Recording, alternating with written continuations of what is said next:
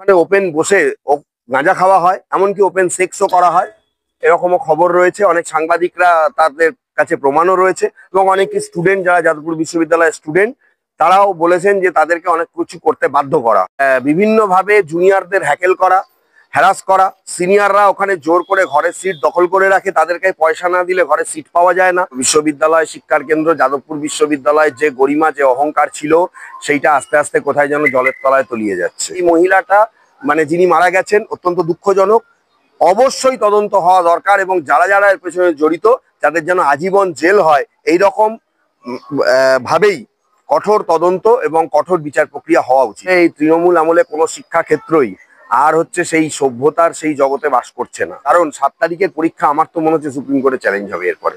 কারণ যা পরিষ্কার, রাজ্য সরকার আর কোনো টেন্টেড লিস্ট বার করবে বলে মনে হয় না। বাকি টেন্টেডদের পরিষ্কারভাবে পয়সা নিয়ে ফর্ম ফিল আপ করিয়ে বসিয়ে দেওয়া হয়েছে এই পরীক্ষায়। সুতরাং এই পরীক্ষা আগামী দিনে খুব দ্রুত বাতিল হবে। যেটা দেখলাম আমরা যাদবপুর বিশ্ববিদ্যালয়ে আবারও একটি রহস্য মৃত্যু। ইংরেজি বিভাগের 3য় বর্ষের ছাত্রী, যেখানে তার মৃতদেহ পাওয়া গেছে সেই এরিয়াটা কিন্তু সিসিটিভি নেই। এই যে স্বপ্নদীপের মৃত্যু থেকে কিন্তু বলা হয়েছিল যে সিসিটিভি বসানো হোক, সিসিটিভি দেওয়া হোক, কিন্তু সেই সিসিটিভি বসাতে তাদের কিন্তু ঘোর আপত্তি। না, সেটা তো যাদবপুর বিশ্ববিদ্যালয়ের স্টুডেন্টরা আগেই বলেছিল যে সিসিটিভি আমরা বসাতে দেব না। এই নিয়ে পুলিশের সঙ্গে এবং কি রাজ্য সরকারের আধিকারিকদের সঙ্গেও অনেক দ্বন্দ্ব হয়েছিল। কোর্ট সিসিটিভি বসাতে বলেছিল, সেটা তারা প্রতিবাদ করেছিল। কয়েকটা সিসিটিভি হয়তো বসানো হয়েছে, কিন্তু তারা বেশিরভাগ সিসিটিভি হয় অকেজো করে দিয়েছে, নাহলে নষ্ট করে দিয়েছে। যাদবপুর বিশ্ববিদ্যালয়ে যেগুলো চলে, বিশেষ করে ওইখানে যারা রয়েছে বিভিন্ন রাজনৈতিক দলের প্রতিনিধিরা, তারা মানে যে বিভিন্নভাবে জুনিয়রদের হ্যাকেল করা, হ্যারাস করা, সিনিয়ররা ওখানে জোর করে ঘরের সিট দখল করে রাখে, তাদেরকে পয়সা না দিলে ঘরে সিট পাওয়া যায় না। এছাড়াও যাদবপুর বিশ্ববিদ্যালয়ে আরো কিছু বিষয়, যেটা আমার মনে হয় যে ওখানে ওপেন বসে গাঁজা খাওয়া হয়, এমনকি ওপেন সেক্সও করা হয়, এরকমও খবর রয়েছে। অনেক সাংবাদিকরা তাদের কাছে প্রমাণও রয়েছে এবং অনেক স্টুডেন্ট যারা যাদবপুর বিশ্ববিদ্যালয়ের স্টুডেন্ট তারাও বলেছেন যে তাদেরকে অনেক কিছু করতে বাধ্য করা হয়।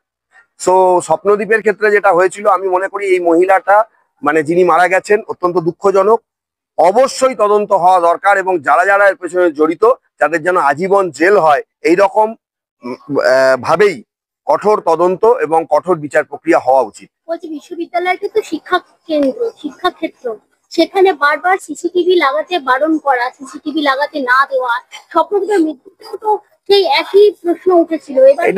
এটা তো সারা রাজ্যের বিষয়। বিদ্যালয় শিক্ষার কেন্দ্র এবং বিশ্ববিদ্যালয় শিক্ষার কেন্দ্র যাদবপুর বিশ্ববিদ্যালয়ের যে গরিমা, যে অহংকার ছিল, সেইটা আস্তে আস্তে কোথায় যেন জলের তলায় তলিয়ে যাচ্ছে, পরিষ্কার বোঝা যাচ্ছে।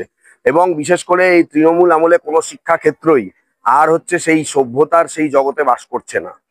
পরিষ্কার দেখা যাচ্ছে, হয় সেখানে নোংরামি, চিটিংবাজি, ধাপ্পাবাজি, হ্যাঁ, মানে যে র্যাগিং, এই সমস্ত চলছে। পয়সা কড়ির জন্য জুনিয়রদের ওপরে প্রেশার ক্রিয়েট করা, সিনিয়ররা বিভিন্ন রকম ভাবে জুনিয়রদেরকে হ্যাকেল করা, হ্যারাস করা, এই জিনিসগুলো বিভিন্নভাবে চলছে। সুতরাং এই জিনিসটা খুব অবশ্যম্ভাবী একটা বিষয়। যাদবপুর বিশ্ববিদ্যালয়ের ক্ষেত্রেও সেটার কোনো মানে আমরা কোনো দ্বিতীয় আমরা আর কোনো অপশন দেখতে পাচ্ছি না। বলছিলাম যে কথাটা, যে এসএসসির যে সুপ্রিম কোর্টে আজকে যেটা হলো এসএসসিতে, সেটা নিয়ে যদি কিছু বলেন। সুপ্রিম কোর্টে আজকে যে হিয়ারিং হয়েছে, কার্যত আমি একজন আইনজীবী হিসাবে অত্যন্ত লজ্জিত। রাজ্য সরকার রাজ্যবাসী এবং তাদের টিচারদেরকে প্রতি মুহূর্তে ঠকাচ্ছে, চিটিংবাজি করছে, নোংরামো করছে। সুপ্রিম কোর্টে টেন্টেডদের লিস্ট সুপ্রিম কোর্ট চেয়েছে, ফুল লিস্ট, সেই নিয়ে কোনো কার্যত উত্তর দিতে পারেনি। আর একটা যে টাকা ফেরতের বিষয়টা, সেটা নিয়েও কোনো ক্লিয়ার অ্যান্সার সুপ্রিম কোর্টে কিন্তু আজকে রাজ্য সরকারের কোনো প্রতিনিধি দিতে পারেননি। ভবিষ্যতে হিয়ারিং হবে। আমি মনে করি যে টিচারদের এই ধরনের অবস্থা, মানে যাদের জন্য করতে হচ্ছে, এবং জেনুইন যারা টিচার, আজকে তাদের ভবিষ্যৎটাও ঝুলে রয়েছে। কারণ 7 তারিখের পরীক্ষা আমার তো মনে হচ্ছে সুপ্রিম কোর্টে চ্যালেঞ্জ হবে এরপরে।